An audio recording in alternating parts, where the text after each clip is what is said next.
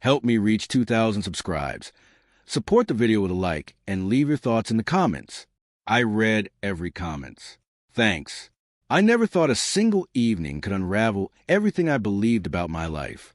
My name is Ethan, I'm 38, and I've been married to Claire for 12 years. To the world, we were the picture of stability, a house in a quiet suburban neighborhood, 2 kids who were the epitome of mischief and charm, and the kind of marriage that looked ordinary but steady. That was exactly the problem. Ordinary, predictable, safe, something Claire had quietly settled for, or so I thought. It was a Thursday when she mentioned the family dinner at her parents' house. Nothing unusual, just a standard bi-weekly gathering we've been attending for years. But that evening carried a subtle tension I didn't initially recognize. Claire had spent the whole morning fussing over what to wear, checking her reflection multiple times, and muttering about how she didn't want her parents to notice anything off about us. I thought it was her usual pre-dinner nerves. I was wrong. We arrived at her parents' home around 7.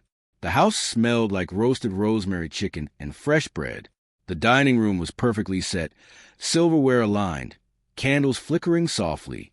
Her parents greeted us warmly, and everything seemed ordinary. Claire's younger brother, Nathan, was there too, sipping wine and grinning as if he knew something I didn't. The evening started smoothly. I laughed at her father's jokes, complimented her mother's cooking, and even managed to charm Nathan for a few minutes. Claire was polite, attentive, but distant. Every once in a while, her smile would flicker, and I'd catch a shadow in her eyes, like she was holding back something. I brushed it off, attributing it to the stress of work or family obligations. Dinner progressed. Conversations were light, but there was an unspoken current beneath it all.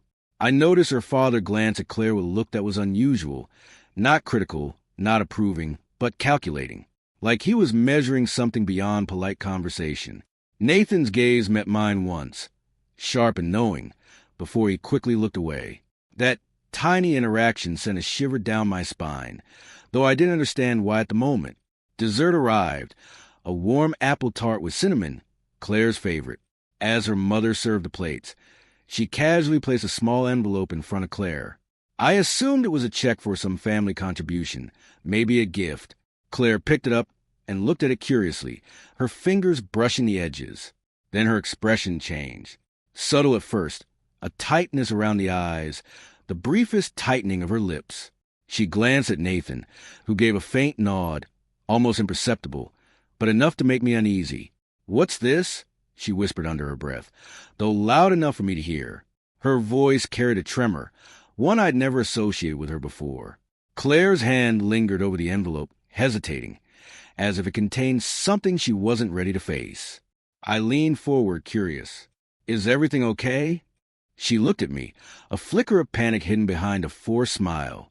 "It's nothing, just some paperwork from Mom. No big deal."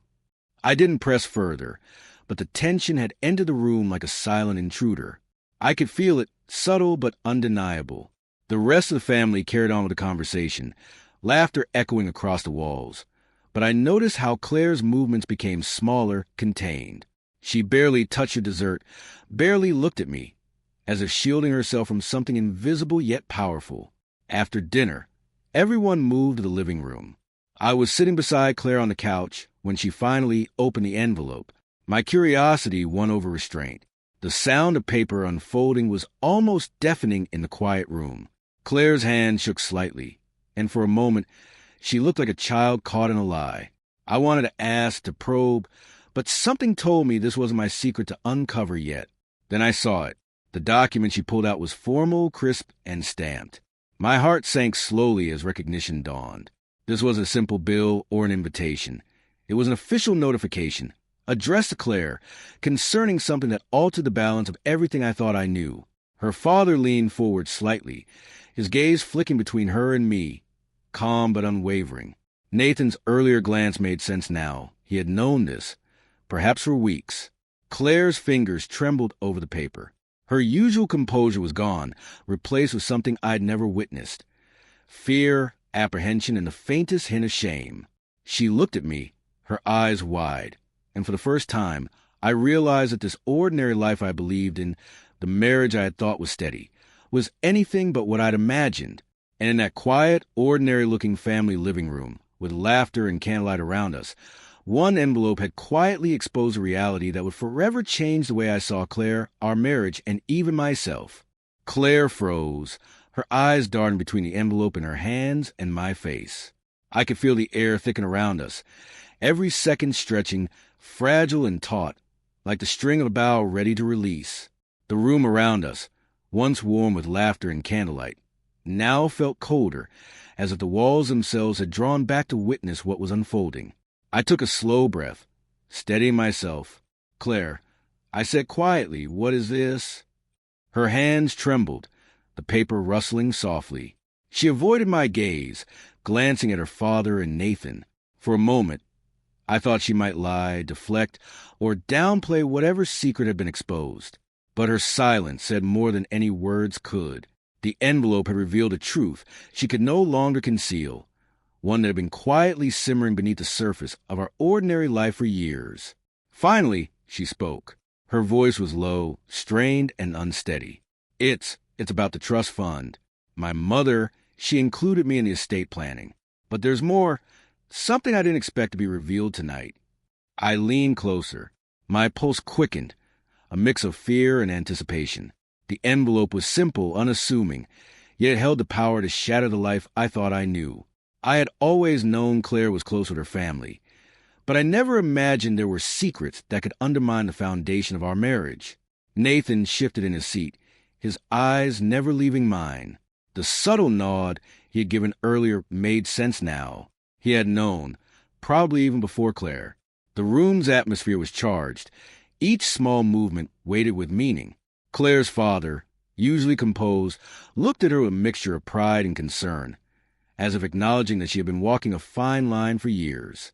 Claire opened the document fully, her fingers clenching the edges. My eyes scanned the lines she was reading, and then it hit me. The realization rolled over me like cold water. The envelope contained a legal update about an inheritance that Claire had quietly received, an amount substantial enough to change the dynamics of our marriage. But more than that, it revealed that she had been in discreet discussions with a family attorney, shaping her future independently of me. I could feel my heart tighten, not because of the money, though that alone was staggering, but because of what it represented.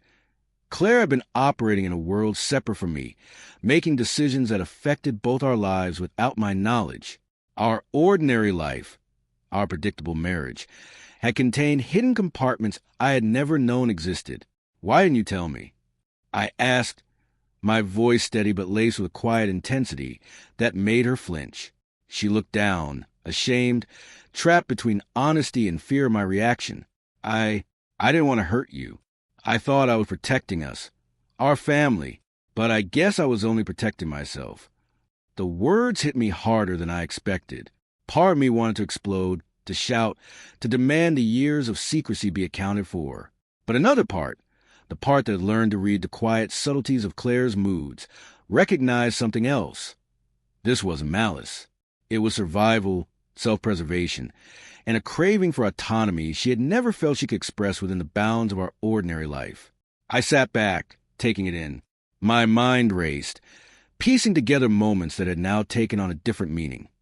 The way she avoided certain conversations, the faint hesitations when discussing family matters, the subtle defensiveness in her tone.